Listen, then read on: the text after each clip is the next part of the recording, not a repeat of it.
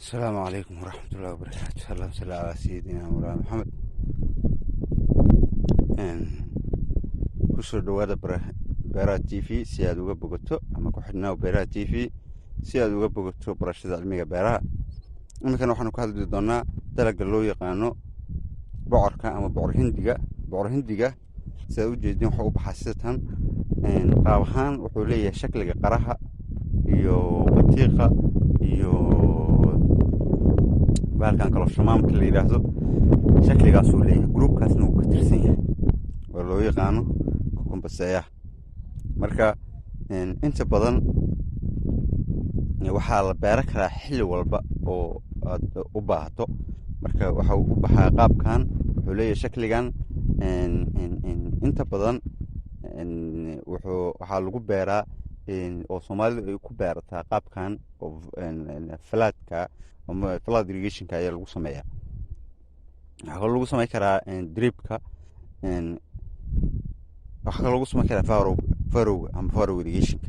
marka waxaad garan kartaa marka inuu si aada u fudud yahay. marka ma fal badan uma baahdo oo intuu yar yahay oo baalaha ka yeelanayo ama uu ka fidayo ayuu wuxuu u baahan yahay oo keliya in weedin lagu sameeyo ama cawska laga habeeyo ama laga falo.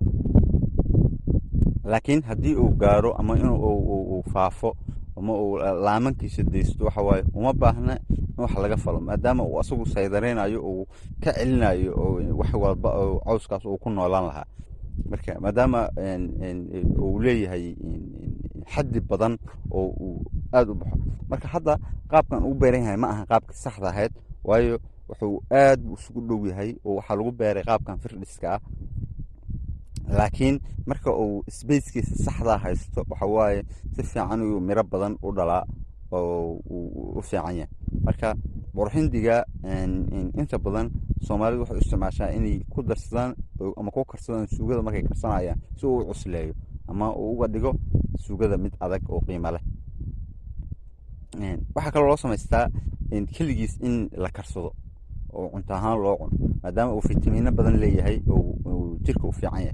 marka wax badan ayuu jirka bani aadanka ka taraa oo u sameeya, maadaama fitamiino badan leeyahay oo vitamin c uu ku jiro, vitamin d uu ku jiro, vitamin b complex uu ku jiro.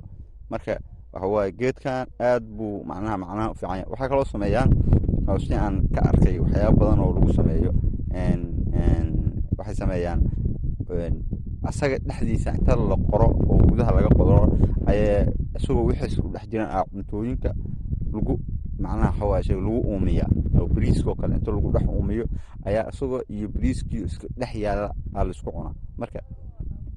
marka bariiska macno badan u sameeyaa, marka uu aada ugu fiican yahay marka lagu habaysto oo lagu kariyo, lagu dhex kariyo ama lagu dhex uumiyo.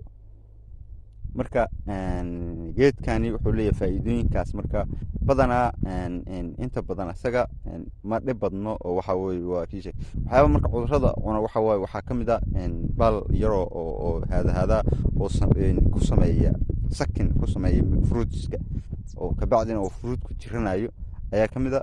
waxaa ka mid a bahalkan la yidhaha spanner mitka oo caleemihiisa ku dhaca iyo fungus yar oon badnayn ayaa jiro. marka inta badan marka cudurradiisa maadaama ay aada u yaryihiin aad buu muhiim ugu yahay beerashada dhulkeena oo aadna ula qabsanayo macnaha kuleelka iyo tropicalka, macnaha cimiladan tropicalka oo la qabsan karo. marka sidaa daraaddeed marka waxa waaye hadda wuxuu ku beeran yahay dhul adiga ah kii sheeg adiga 4 jibaal wuxuu ku beeran yahay oo isku wareega. marka waa aada u fiican yahay, waa qurux badan yahay. marka intaasaan kusoo gabagabeyneynaa. wassalaamu calaykum waraxmatullaahi wabarakaatu.